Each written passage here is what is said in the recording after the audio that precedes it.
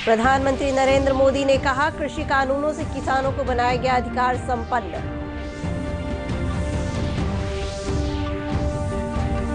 केंद्रीय गृह राज्य मंत्री नित्यानंद राय ने कोरोना काल में एनसीसी कैडेटों और युवा वर्ग की भूमिका की सराहना की। मुख्यमंत्री नीतीश कुमार ने आज पटना में एम्स दीघा एलिवेटेड पथ का करेंगे लोकार्पण।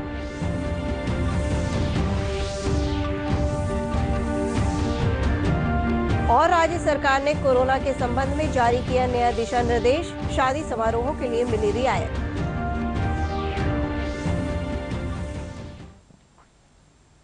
नमस्कार, स्वागत है आपका इस बुलेटिन में खबरों के साथ। मैं अंशु अवस्थी। अब खबरों पर विस्तार से नजर डालते हैं। प्रधानमंत्री नरेंद्र मोदी ने लोगों को प्रकृति से जुड़ने की अपील की है। आकाशवाणी से मन की बात कार्यक्रम में देश विदेश के लोगों के साथ अपने विचार साझा करते हुए प्रधानमंत्री ने कहा कि लोगों को प्रकृति से जुड़कर पर्यावरण को नए सिरे से समझने की जरूरत है। उन्होंने कहा कि पर्यावरण में हो रहे लगातार परिवर्तन से मानव जाति के अस्तित्व पर खतरा है, लेकिन प्रकृति से तालमेल बिठाकर हम पर्यावरण को अपने अनुकूल रख सकते हैं। प्रधानमंत्री ने प्रकृति संरक्षण के क्षेत्र में प्रसिद्ध पक्षी वैज्ञानिक डॉक्टर सलीम अली के योगदान की भी चर्चा की। नमस्कार। सर्दियों के मौसम में कदम रख रहे हैं। हमें प्रकृति के अलग अलग रंग देखने को मिलेंगे।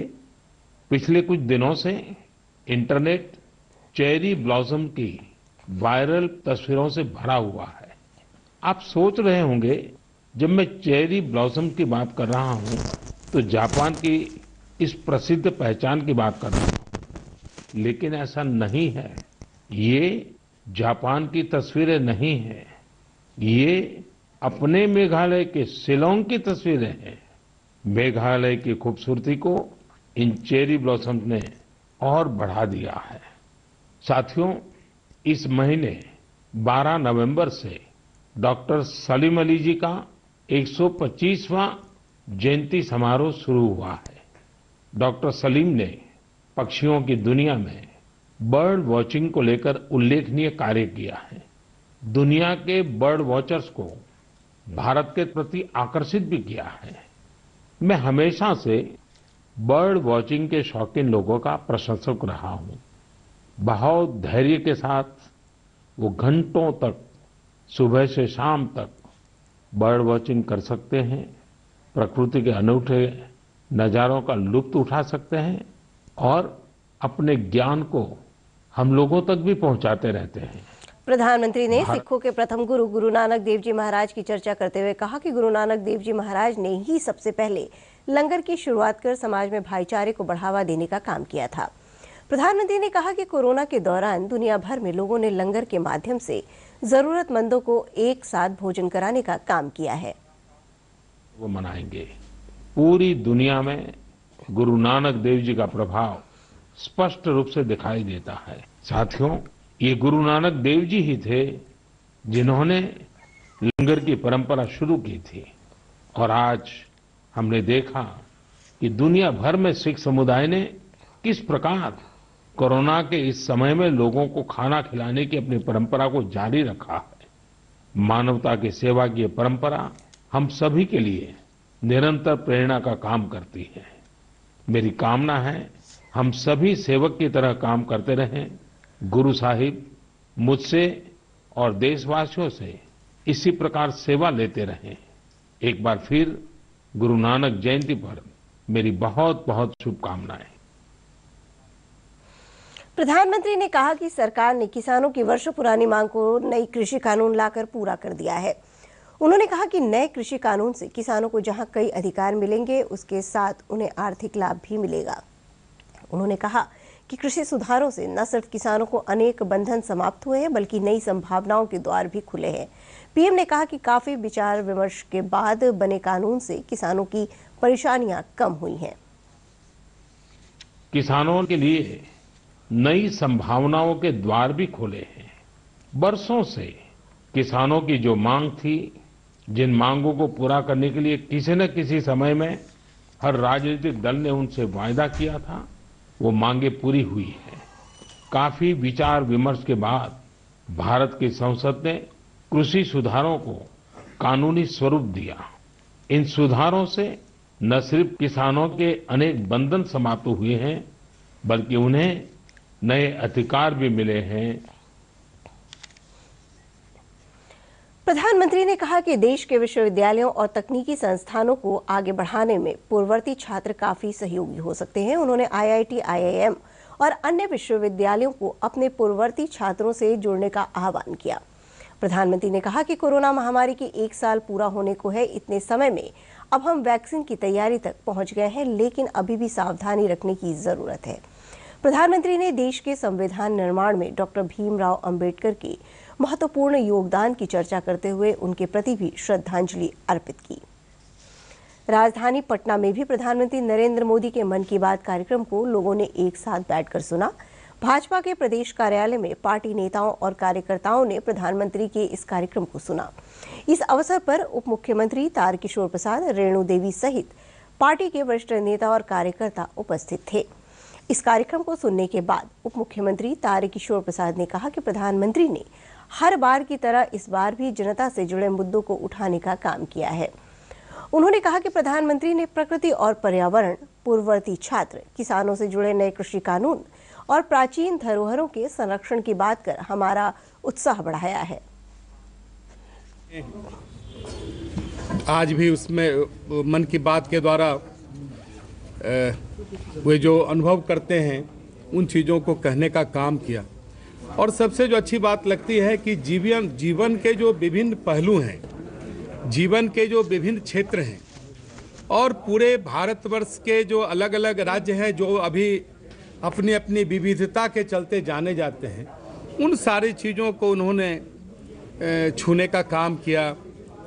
चाहे वो पूर्वोत्तर भारत का प्राकृतिक सौंदर्य हो या वो पराली से जुड़ा हुआ विषय हो, जो आधुनिकतम तरीके से जो खेती की जाती है उसका विषय हो, या जो हमारी सांस्कृतिक धरोहर है, जो हमारी प्राचीन मूर्तियां हैं, वो चोरी हो गई तो वो कैसे भारत आवे, हम अपने जो धरोहर है, जो हेरिटेज है, उसको कैसे संरक्षित करें। जो हमारी केंद्रीय गृह राज्य मंत्री नित्यानंद राय ने कोरोना काल में एनसीसी कैडेटों और युवा वर्ग की भूमिका की सराहना की है। श्री राय ने संविधान दिवस और एनसीसी दिवस के उपलक्ष्य में एनसीसी महानिदेशालय बिहार और झारखंड की ओर से पटना के गांधी मैदान में आयोजित मेगा कार्यक्रम को संबोधित करते हुए कहा कि एनसीसी कैडेटों ने हमेशा देश की सेवा के लिए तत्परता के साथ काम किया है। उन्होंने कहा कि संविधान की रक्षा सभी नागरिकों का मूल कर्तव्य है। कार्यक्रम में प्रदेश के मंत्री मंगल पांडे के अलावा एनसीसी तथा सेना के अधिकारियों तथा 2000 से अधिक कैडेट शामिल हुए। कार्यक्रम के दौरान साइकिल और मोटरसाइकिल रैली और प्रदर्शनी का भी आयोजन किया गया।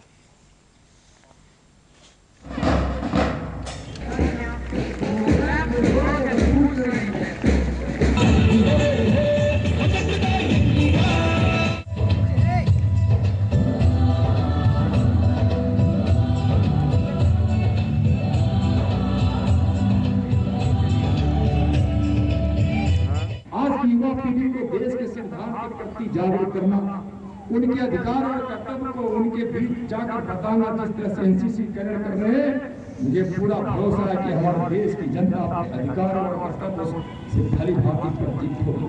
अगर केंद्र की सरकार के नेतृत्व में माननीय प्रधानमंत्री जी जब आगे की ओर बढ़े थे तो उन्होंने कहा था कि सरकार का एक ही धर्म ग्रंथ होता है, वह भारत का संविधान। मुख्यमंत्री नीतीश कुमार ने पुलिस अधिकारियों को अपराध पर काबू रखने और हर हाल में कानून व्यवस्था बनाए रखने का निर्देश दिया है। विधानसभा सत्र के बाद पहली बार प्रदेश में अपराध नियंत्रण और कानून व्यवस्था की स्थिति की समीक्षा के दौरान मुख्यमंत्री ने पुलिस के वरिष्ठ अधिकारियों और सभी जिलों में पुलिस अधीक्षकों को अपराधियों के बीच कानून का भय पैदा करने का निर्देश दिया। मुख्यमंत्री ने वरीय अधिकारियों को सभी थाना क्षेत्रों में रात्रि गश्ती बढ़ाने और स्वयं भी उसमें शामिल होने को कहा। मुख्यमंत्री ने कहा कि किसी भी स्तर पर लापरवाही बर्दाश्त नहीं की जाएगी। मुख्यमंत्री ने अधिकारियों को खुफिया तंत्र को और सुदृढ़ करने का भी निर्देश दिया। मुख्यमंत्री नीतीश कुमार आज पटना में एम्स दीघा एलिवेटेड पथ का लोकार्पण करेंगे। 1289 करोड़ रुपए की लागत से निर्मित इस पथ पर आज से आवागमन शुरू हो जाएगी। इस पथ के शुरू हो जाने से उत्तर बिहार के लोगों को दक्षिण बिहार और एम्स पटना पहुंचने में और अधिक सुविधा हो जाएगी। ये बिहार का सबसे लंबा एलिवेटेड पथ है। भाजपा के वरिष्ठ नेता तथा पूर्व उप मुख्यमंत्री सुशील कुमार मोदी ने कहा है कि विपक्ष सरकार पर चुनाव में धांधली का निराधार आरोप लगा रही है। वे लोग सरकार गिराना चाहते हैं। उन्होंने कहा कि विपक्ष अपने मंसूबे में कामयाब नहीं होगी। पटना में भाजपा नेता स्वर्गीय सूरज नंदन कुशवाहा की जयंती के अवसर पर सभा को संबोधित करते हुए श्री मोदी ने कहा कि एनडीए सरकार स्थिर है और अपना कार्यकाल पूरा करेगी। आपको तो 110 है, 15 का फासला है। आपको अगर 122 मिल गया होता तो आप बनते मुख्यमंत्री, आपकी सरकार होती। इसलिए कोई मध्यावधि चुनाव नहीं, 5 साल तक सरकार चलेगी भाजपा जदयू गठबंधन की सरकार को, और कोई उसका बाल भी बांका नहीं कर सकता है। प्रदेश के राजस्व तथा भूमि सुधार और विधि मंत्री रामसूरत राय ने कहा है कि सरकार सभी सरकारी जमीन को चिन्हित कर भूमाफियाओं के कब्जे से मुक्त कराएगी। इसके लिए विशेष अभियान चलाया जाएगा। श्री राय ने मुजफ्फरपुर में कहा कि जल्द ही अधिकारियों के साथ बैठक कर इस संबंध में निर्णय लिया जाएगा।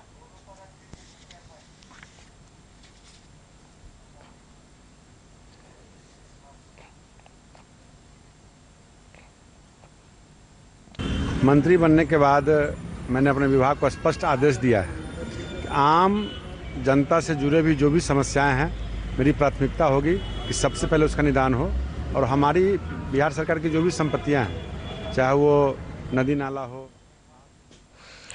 हमारे साथ जुड़े रहिए। अन्य महत्वपूर्ण समाचारों के लिए जल्द लौटेंगे एक छोटे से अंतराल के बाद।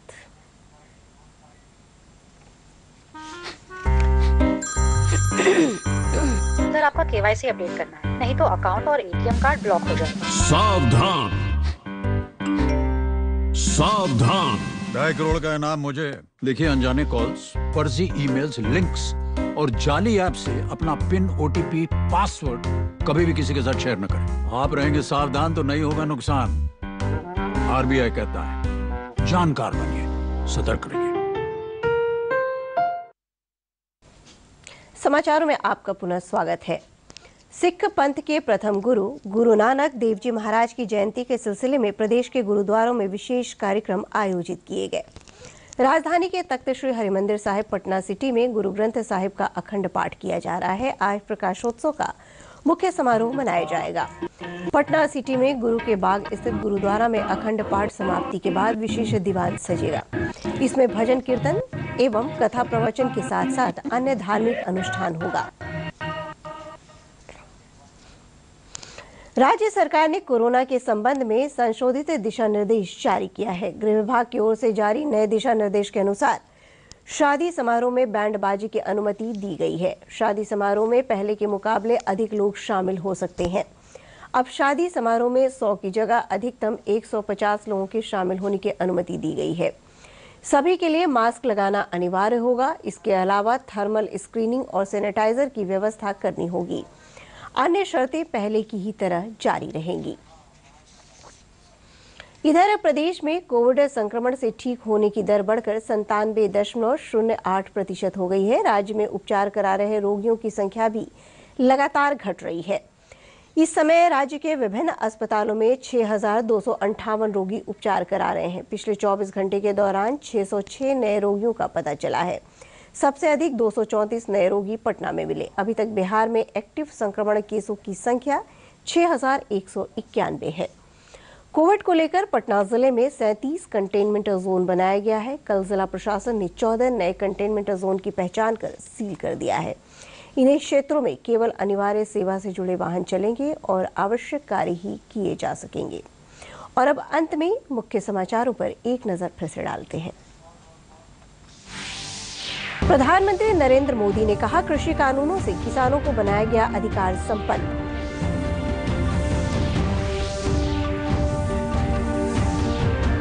केंद्रीय गृह राज्य मंत्री नित्यानंद राय ने कोरोना काल में एनसीसी कैडेटों और युवा वर्ग की भूमिका की सराहना की है। मुख्यमंत्री नीतीश कुमार ने आज पटना में एम्स दीघा एलिवेटेड पथ का करेंगे लोकार्पण।